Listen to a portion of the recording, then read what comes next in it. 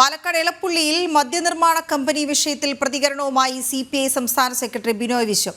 വികസന വിരുദ്ധരല്ല CPI എന്നും കുടിവെള്ളം മറന്നുകൊണ്ടുള്ള വികസനം വേണ്ട എന്നും സംസ്ഥാന സെക്രട്ടറി ബിനോയ് വിശ്വം.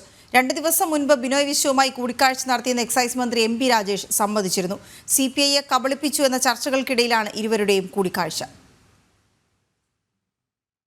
പാലക്കാട് എലപ്പുള്ളി മദ്യനിർമ്മാണ കമ്പനിക്ക് അനുമതി നൽകിയത് CPIയെ കബളിപ്പിച്ചുകൊണ്ടെന്ന ചർച്ചകൾക്കിടയിലാണ് എക്സൈസ് മന്ത്രി MP രാജേഷ് 2 ദിവസം മുൻപ് CPI സംസ്ഥാന സെക്രട്ടറി ബിനോയ് വിശ്വവുമായി തിരുവനന്തപുരത്ത് കൂടിക്കാഴ്ച നടത്തിയത്.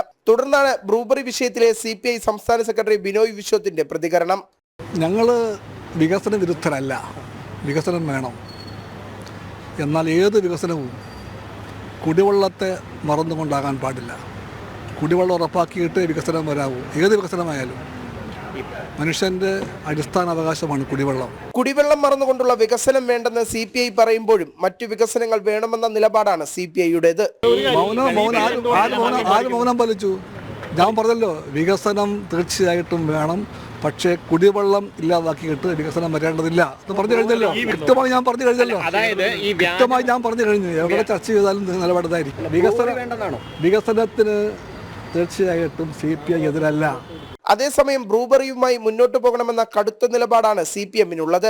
ബ്രൂബറി വിഷയത്തിൽ സർക്കാരിന് വേണ്ടി പറയേണ്ടത് പറഞ്ഞിട്ടുണ്ടെന്നും ആരോപണങ്ങൾ പരദൂഷണം എന്ന നിലയിൽ പാടി പ്രചരിക്കുന്നുണ്ടെന്നും മന്ത്രി MP രാജേഷ് പറഞ്ഞു. ഏത് തരത്തിലുള്ള ആരോപണങ്ങളാണ് ഉന്നയിക്കുന്നത്?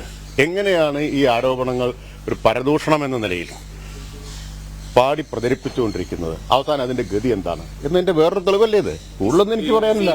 ഞാൻ ക്യാബിനറ്റ് അംഗീകരിച്ച കാര്യം അത്. പിന്നെ പ്രത്യേകം ബോധ്യപ്പെടുത്തുന്ന കാര്യമില്ല. അല്ല, ടൂറിസം ഡെസ്റ്റിനേഷനായിട്ട് നോട്ടിഫൈ ചെയ്തിട്ടുണ്ട്. ടൂറിസം ഡെസ്റ്റിനേഷനുകളിൽ ഇത് തുടങ്ങാം.